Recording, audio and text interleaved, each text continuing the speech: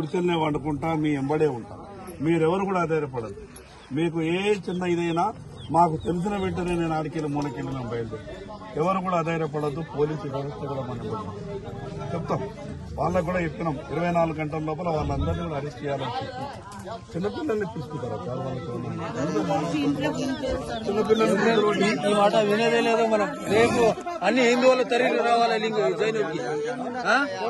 హిందువులు ఎవరు ఉన్నా అన్ని జైలుకి రావాలి రేపు. అన్నా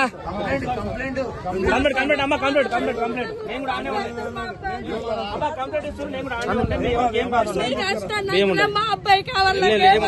అమ్మా ఏం కాదు నీ అబ్బాయికి అందరూ భయపడుతుండు సార్. ఏమన్నా చూస్తే నరకేసిపోతే పంపించాయి సార్ మా అబ్బాయిని. ఆయన బైక్ మంచిగా దెబ్బలు కొట్టుకున్నారు. ఇక్కడ ఏం కూడా పిల్లలు దొరికితే చచ్చిపోవు, మేము దొరికితే చచ్చిపోవు. అంతగానం దాడి చేస్తారు.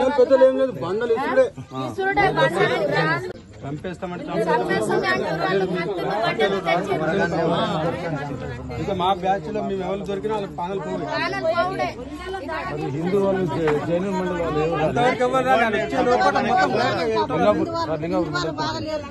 ఇప్పుడు వెళ్ళొద్దా సార్? మేము మరి మా ఊళ్ళకు మేము పని చేసుకొని తినొద్దా? వాళ్ళకి భయపట్టి ఉండాలా? డోర్లు వేసి పిల్లగాళ్ళు పెట్టంగా డోర్లు గుద్దుతుండ్రు, డోర్లను తన్నుతుండ్రు, మొక్కరాలతో ఇట్లా బండాలతో కొడుతుండ్రు. మరి పోలీస్ లేకుండా అమ్మా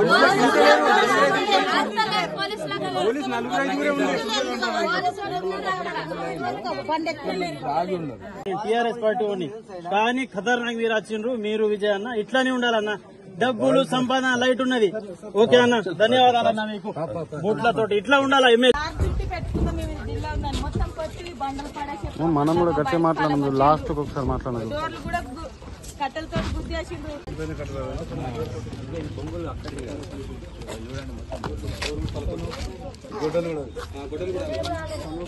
పైపులు బండలు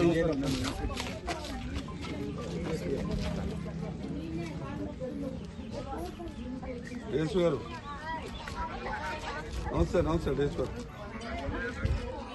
సార్ చెప్పండి. బాగున్నా.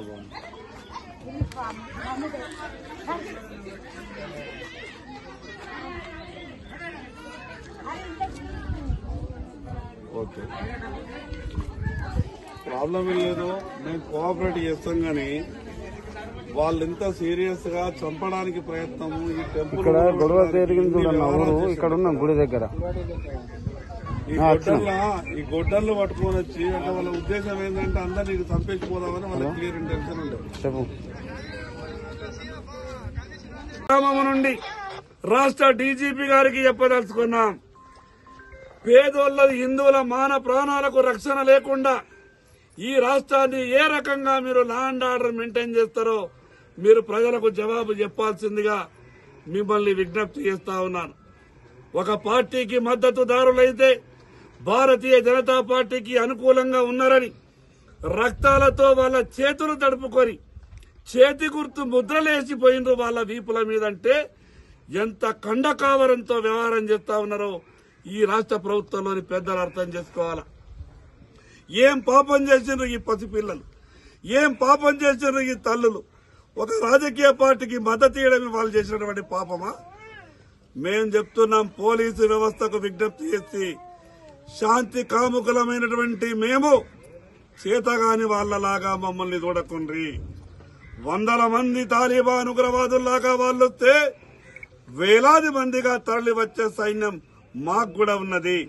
కానీ చట్టాన్ని గౌరవించే వాళ్ళం, చట్టాన్ని ఎప్పుడు కూడా కాపాడాలన్న ఉద్దేశంతోనే, లా అండ్ ఆర్డర్ కు ఎక్కడా కూడా ఇబ్బంది కలగద్దన్న ఉద్దేశంతోనే తప్పులు జరిగితే మేము పోలీస్ స్టేషన్ ని ఆశ్రయిస్తాం. కానీ ఎదుటి వాళ్ళు ఏ చిన్న తప్పు జరిగినా చట్టం వాళ్ళ చేతుల్లోకి తీసుకొని 100 మంది మారణాయుధాలతో దాడులు చేసేటటువంటి పరిస్థితి వచ్చిందంటే మరి పేదోళ్ల ప్రాణాలకు మానాలకు ఈ రాష్ట్ర ప్రభుత్వం రక్షణ ఇవ్వకుంటే పక్కనున్నటువంటి రాష్ట్ర ప్రభుత్వం రక్షణ ఇస్తుందా? ఈ రాష్ట్ర ముఖ్యమంత్రి గారు, రాష్ట్ర డీజీపీ గారు సమాధానం చెప్పాలా. ఏజెన్సీ ప్రాంతంలో పనిచేసుకుని బతికేటటువంటి వీళ్లకు ఈ అల్లరి మూకలు చేసినటువంటి భయభ్రాంతుల వ్యవహారం వల్ల ప్రాణాలు బిక్కుబిక్కంటూ ఏ రాత్రికి మళ్ళీ వస్తారో, ఏ రాత్రికి మళ్లీ దాడులు చేస్తారో అని వాళ్ళు ఏడుస్తూ మాట్లాడుతున్నటువంటి తీరు చూస్తే మానవత్వం ఉన్నటువంటి మనిషి చెల్లించక తప్పదు. బాధితుల తరఫున ఈ ప్రభుత్వాన్ని డిమాండ్ చేస్తున్నాం. 24 గంటల లోపల ఏ నిందితులైతే వాళ్ళు ఎవరైతే ఆఫ్ఘనిస్తాన్ ఉగ్రవాదుల తీరొచ్చి దాడి చేసినటువంటి వ్యక్తులు ఉన్నారో వాళ్ళందరి మీద చర్యలు జరగాల. లేకుంటే 24 గంటల సమయం తర్వాత జరిగేటటువంటి విషయాలకు మేం బాధ్యులు కామని వ్యవస్థకు చెప్పదలుచుకున్నాం. స్వయాన రేపు డీజీపీ గారు ఈ గ్రామాన్ని సందర్శించాల. జరిగినటువంటి వాస్తవాల మీద పూర్తిగా విచారణ జరపాల. దీని మీద మేము కూడా వెంటనే ఎస్సీ ఎస్టీ కమిషన్ కు అప్రోచ్ అవుతున్నాం. బీసీ కమిషన్ కు కంప్లైంట్ చేస్తున్నాం.